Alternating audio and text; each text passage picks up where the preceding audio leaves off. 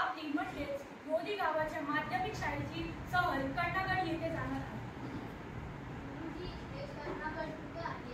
कर्णागड नागपूर जिल्ह्यात नरखेड तालुक्यात आहे, जे की आपल्या गावापासून म्हणजे मोदी गावापासून 8-10 किलोमीटरच्या अंतरावर। सगळ्यांनी जायचं आहे, पण सूचना ऐका पहिला। सूचना क्रमांक 1, सगळ्यांनी उद्या एकत्र राहायचं आहे, कोणी एकटं राहायचं नाही। आणि सूचना क्रमांक 2, उद्या सकाळी 7 वाजता सगळ्यांनी शाळेत जमायचं आहे, तिथून आपण कर्णागडला जाणार। चला म्हणून गाडी बसा।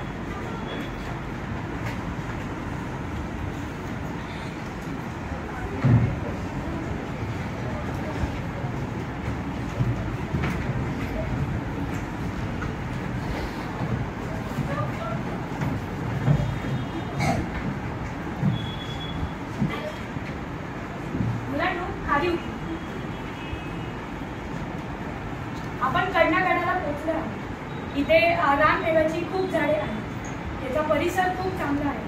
इथली जी नदी आहे त्या नदीचं नाव मंदाकिनी आहे।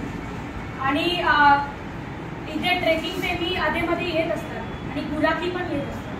तर तुम्ही आता या गडाचा पूर्ण फेरफटका मारा आणि फिरून या।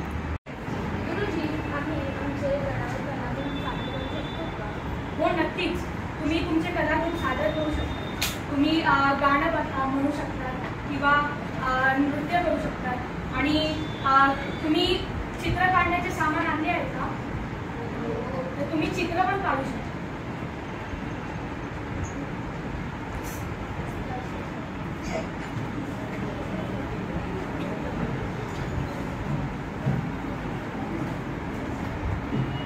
आजचा दिवस तुमचा चांगला गेला का? हो। चला, सूर्यास्तानी पोचलेलं बरं। चला गाडीत बसा बघू। चला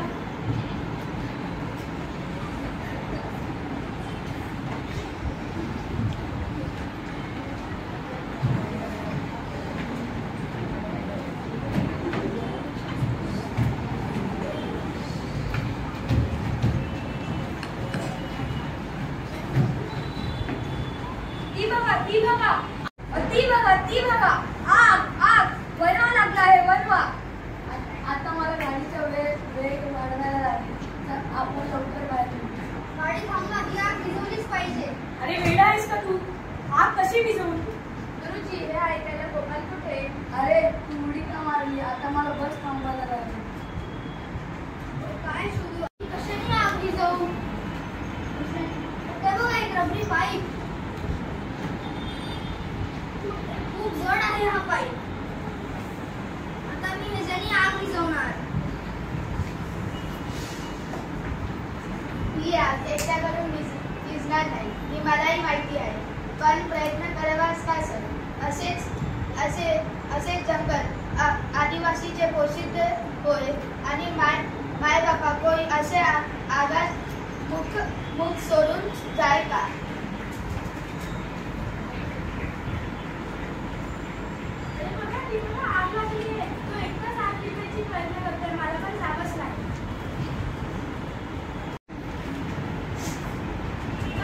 कसं काय शक्य आहे?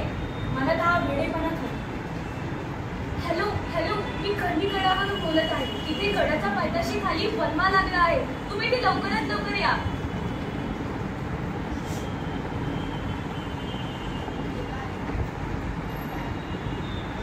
मला माहित आहे ही आग माझी एकट्याकडून नाही विझणार, म्हणून काय प्रयत्न करायचे नाही काय? 20 मिनिटं झाले, अग्निशामकच्या गाडी अजून आल्या का नाही? अरे ते बघा, अग्निशामक दलाच्या गाड्या आल्या आहेत आणि गडाच्या पायथ्याशी असलेली आग शांत होत आहे।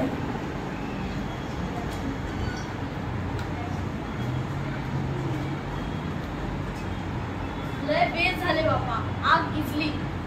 गडांवरची कित्येक झाडे झुडपे भाजून निघाली असती।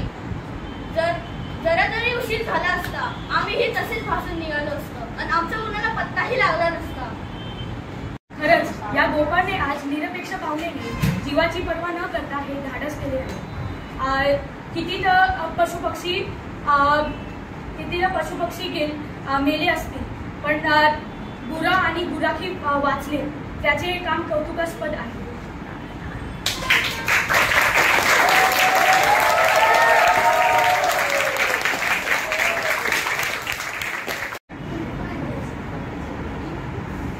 गुरुजी हे बघा, गोपाळच्या शौर्याची बातमी वर्तमानपत्रातही आली आहे.